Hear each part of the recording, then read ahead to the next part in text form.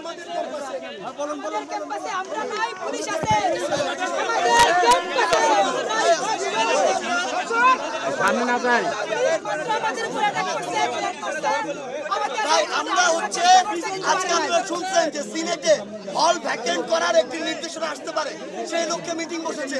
আমরা এটার জন্য এখানে আসছিলাম শিক্ষার্থীদের পক্ষ থেকে, এটার জন্য যে আপনারা যদি হল ভ্যাকেন্ট করেন, আমরা যে যৌক্তিক দাবি আদায় পুরো বাংলাদেশের ছাত্র সমাজ লড়ছে, সেই দাবি আদায়ের আন্দোলনটি স্থগিত হয়ে যেতে পারে।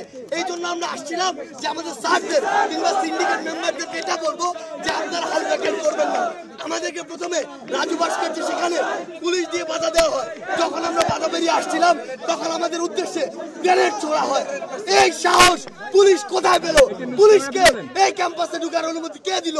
ঢুকার পরেও তারা শিক্ষার্থীদের উদ্দেশ্য করে গ্রেনেড মারার সাহস এবং অনুমতি কার থেকে পেল? এই জবাব পুলিশকে দিতে হবে, ঢাকা বিশ্ববিদ্যালয় প্রশাসনকে দিতে হবে।